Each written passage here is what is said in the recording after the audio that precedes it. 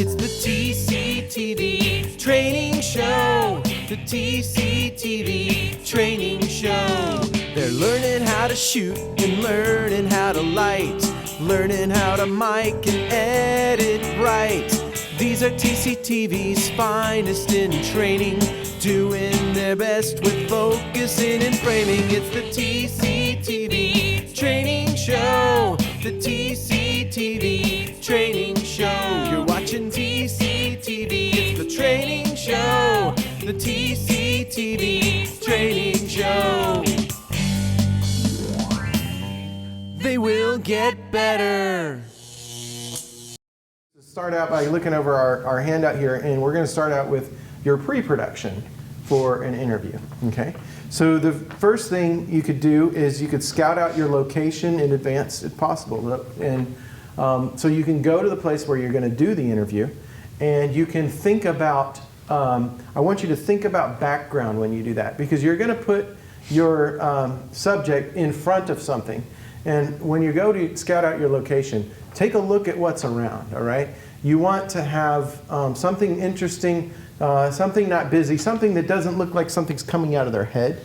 That's always a good tip, you know?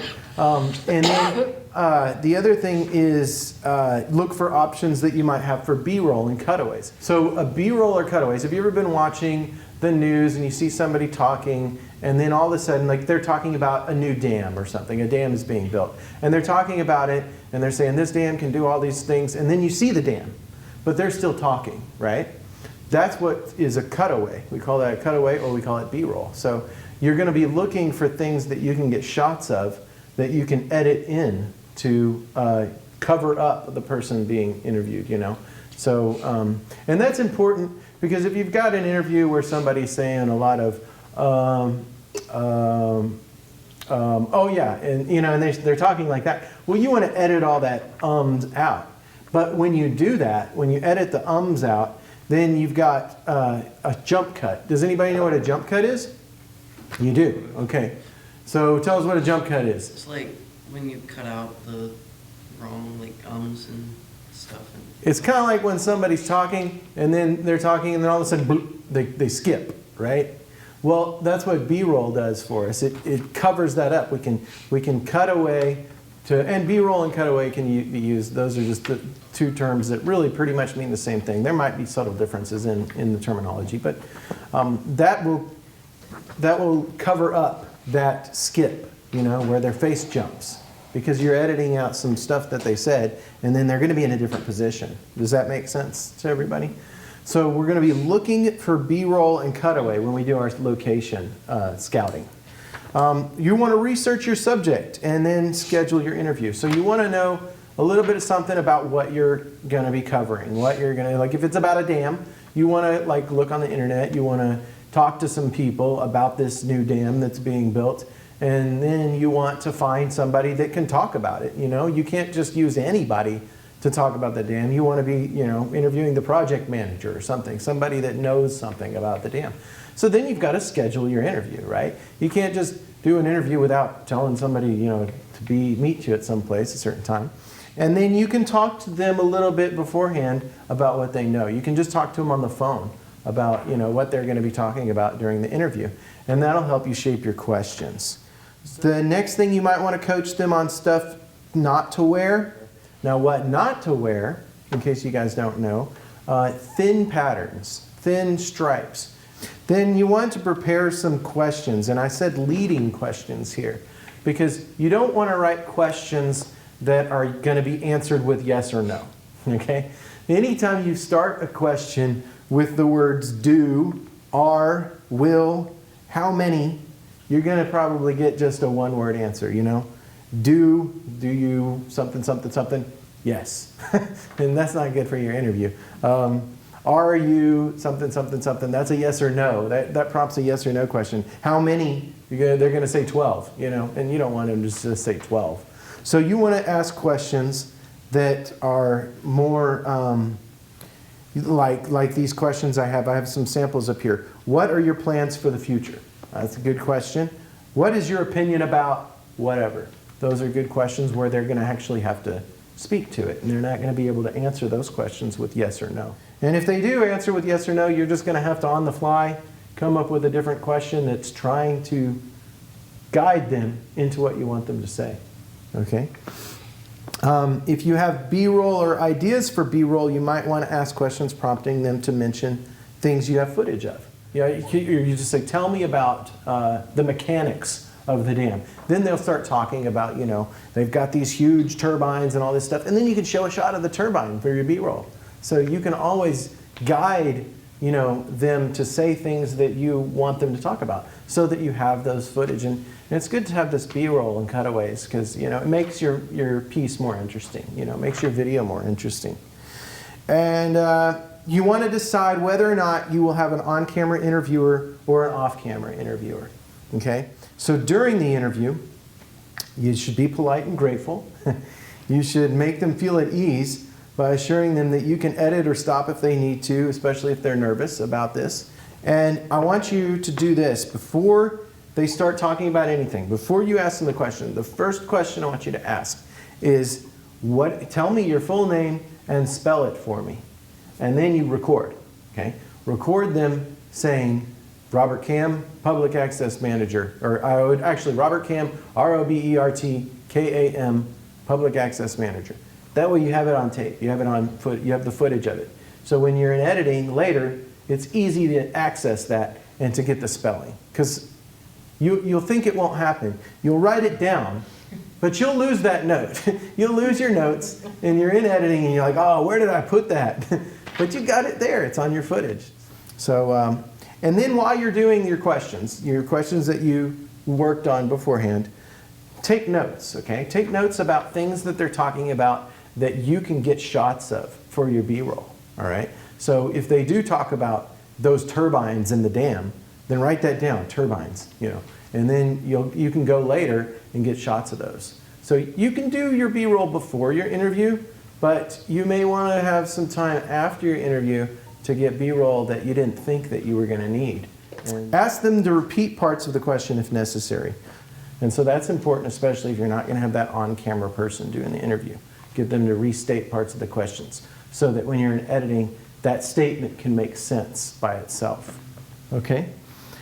And get reaction shots and shots of the interviewer asking the questions before you leave. And I said before you leave because it's not something you have to do while they're being interviewed. Like I said earlier, you can let the interviewer go or the interviewee go, and then you can turn the camera around on yourself and just do some nods and some reaction shots, We're going to turn the page over, and what we're going to do now is we're going to go over some of the technical things about doing an interview, all right? And what I want you to be aware of is, I talked about this earlier, is your camera position and framing. So I might need a little bit of audience participation here.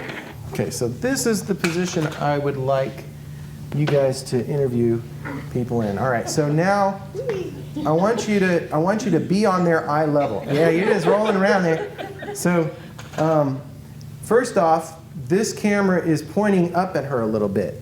And we want to be more on eye level with her, all right? So a handy way to do that with these tripods is instead of going down here to the legs, loosening up all the legs, getting the balance right and all that stuff, you can use what's called pedestal. And that's where you can crank the tripods. Now all tripods aren't going to have this, but ours do. And you want to loosen the pedestal lock, then you want to crank it up. So there we go. And this is handy in, especially when you have multiple people, if you got somebody you're interviewing and then the next person's going to come in and jump on the chair and they're shorter or taller. Well, you can just make your adjustment with the pedestal without having to go to the legs. You might have to even take the camera off the tripod to adjust that stuff. This is quick and easy. Use pedestal to get them on eye level, with the camera. So we want that. And maybe a little bit higher there. Yeah, so like that. And what I'm going to do is you can see my framing here. Does this look like a good shot? No. I don't think so either. What can we do? What can we do to fix this shot? Get her out of the center. Zoom in is a good start. We can zoom in. Now, if we did right in the center, like you suggested, it might look like this, okay? And Well, if she's talking right into the camera, that might be good. But interviews, you don't want them staring right into the camera, okay? So what you want to do is you want to stand to the side of the camera, like here. Like I would be asking you questions here, and now she's looking off to the side a little bit. But we have to adjust for that a little bit with something that's called lead room. You guys ever heard that term? Some of you have. I know you've heard lead room.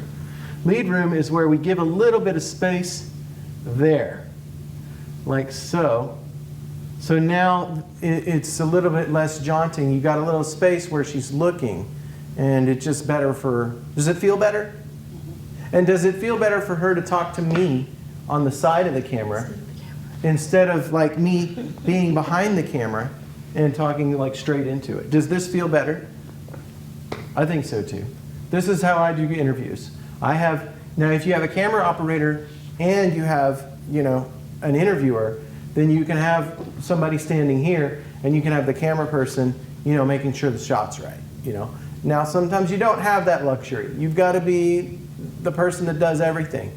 You just tell them to look at me and answer the questions from where you're standing. And so there we go. That's what I would do. And I actually may zoom out a little bit there.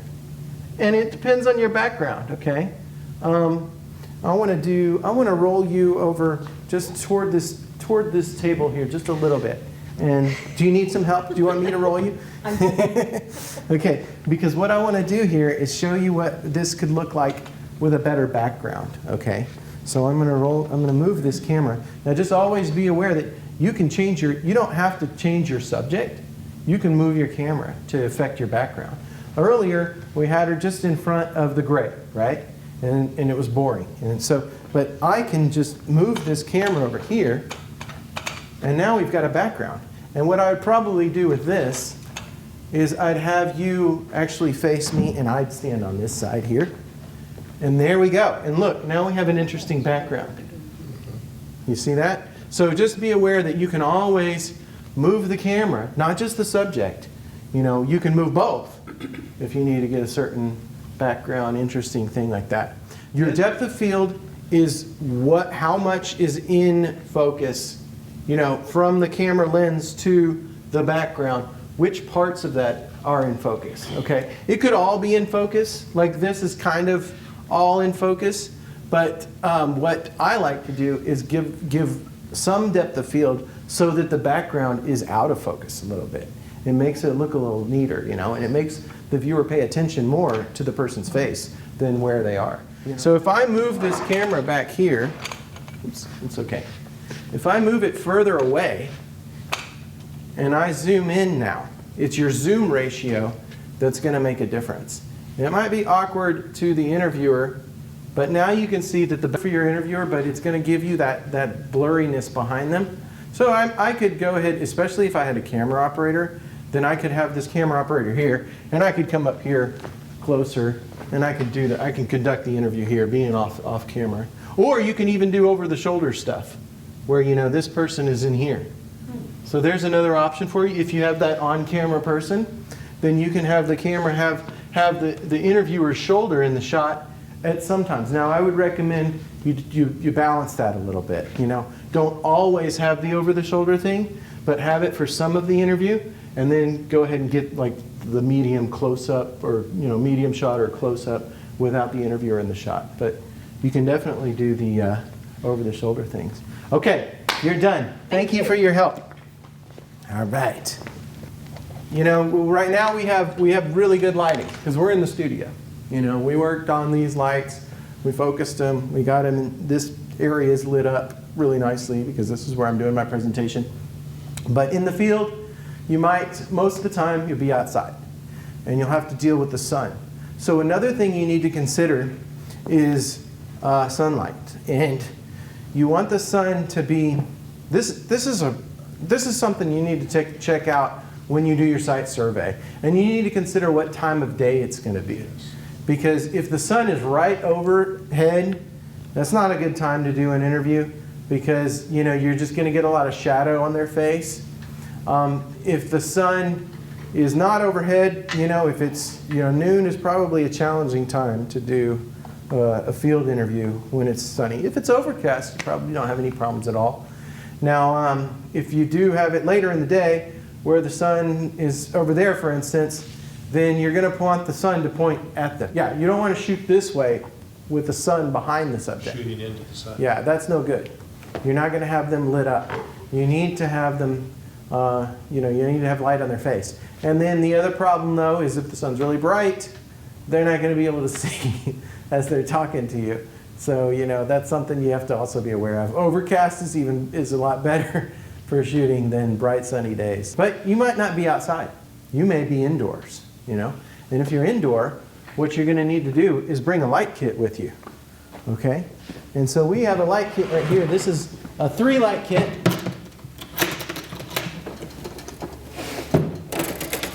Okay, and so it has 3 lights. And when you light somebody, the proper way to do it is to use 3. Okay? And that's why this is a 3-light kit. Another thing you can do is you can put a light on the background, especially if it's a boring background. And then what I can do is I can shape these. These are called barn doors, okay? And I can shape these to where they shape the light to where it's just a little bit of light. And I call this accent lighting.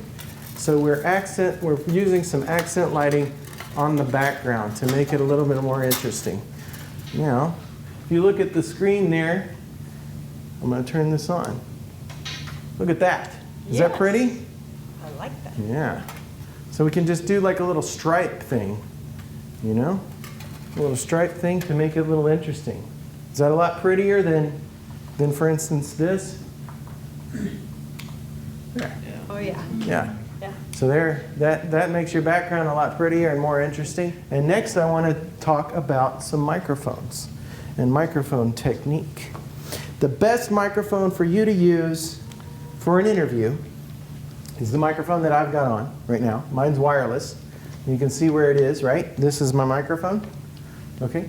So you want to use a lavalier mic, and that's the best mic to use for doing an interview. Now, if I'm doing the interview from here, and you're looking at me, not the camera, and you got the lights on and everything like that, and we're going to put this microphone on you. Now you just have a shirt that would probably be best to microphone, or just to place the microphone in the center, just like mine is. He's got the same kind of shirt that I have. With other people in different shirts, you're going to run into new challenges. So with this situation, what I'd want to do is hide this cable. I don't want to just clip it on like that with the microphone hanging down my shirt, right? I don't want the microphone hanging down his shirt either. So what you do with your subject, you don't want to stick your hands down their shirt either, especially if it's female. So what you do is you hand them the microphone and say, can you pull this up through your shirt and pull it out at the top? So that's what I'll do. I'll have that.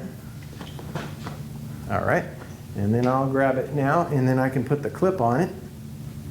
So like it clips on good going this direction with the microphone outside. We don't want to clip the microphone inside the shirt. So what we want to do is we want to clip it on this direction, in which case we're going to put it on this way rather than this way.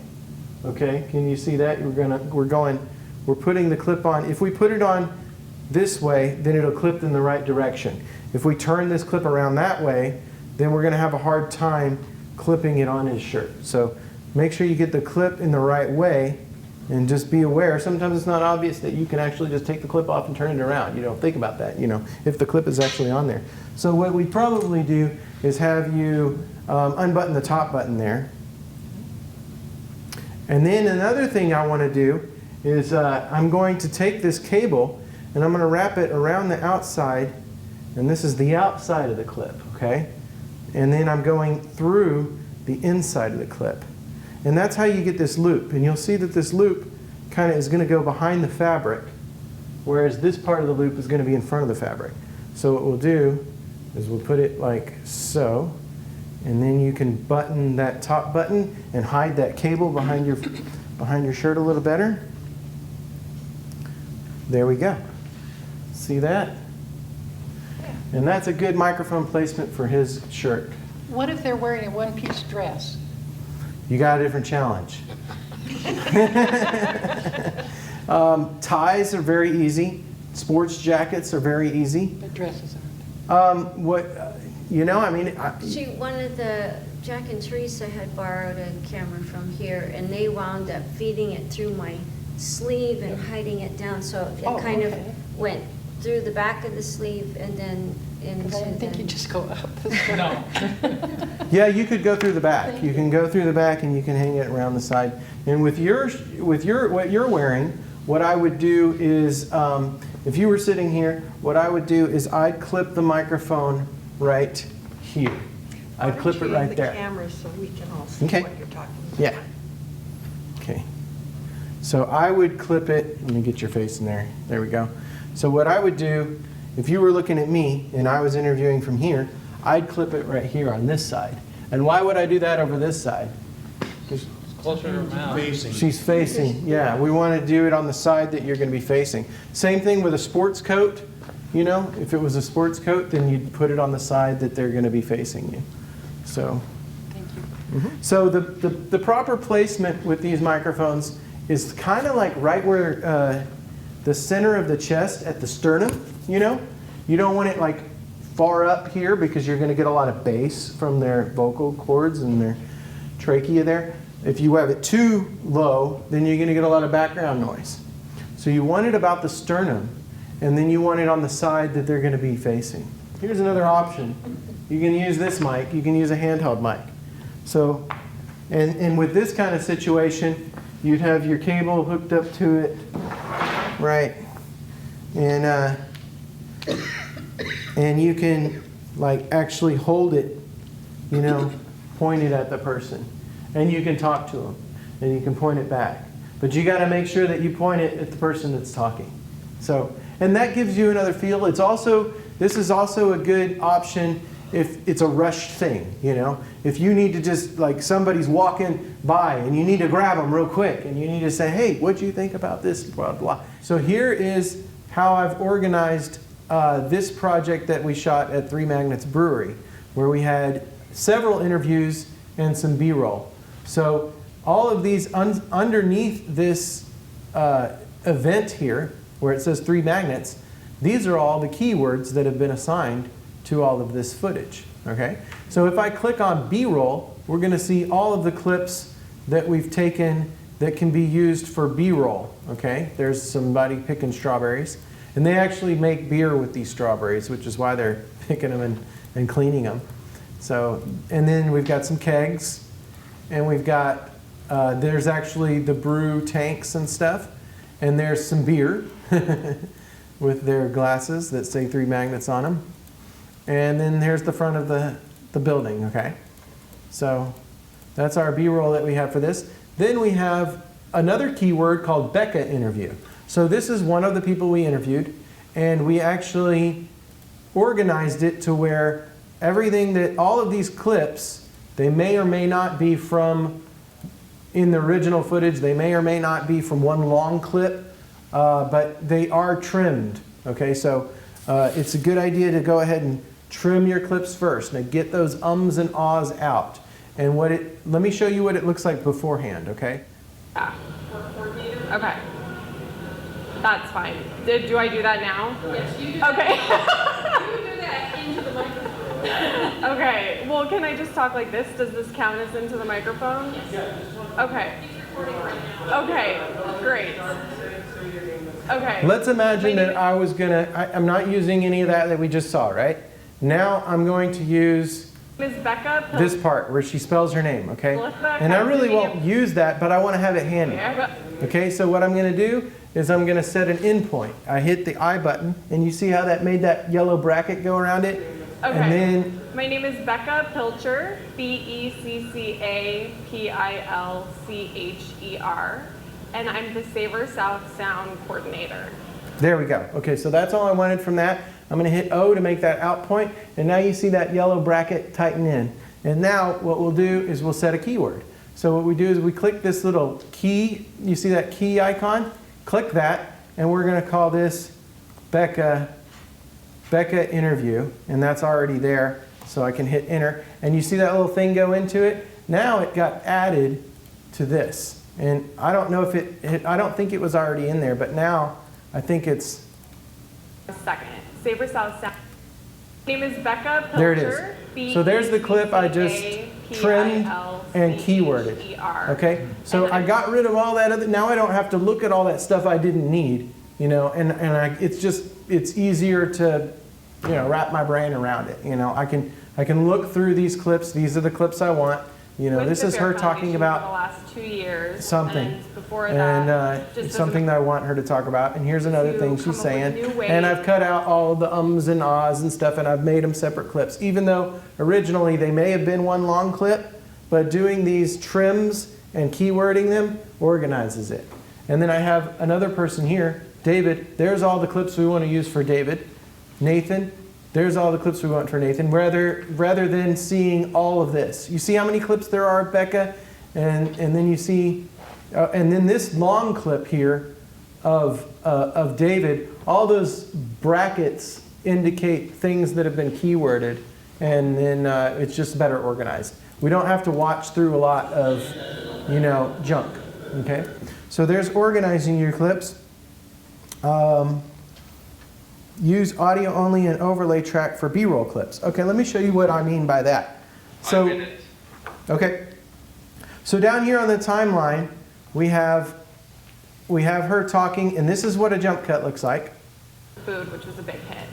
Having them as part see of the that? program is really exciting. That's a jump cut where they skip. So what we want to do is we want to cover that up. So let's say we go to our B-roll keyword, and we'll just use the beer. It might not make as much sense as we need it to make, but I'm just going to show you what to do to cover that up.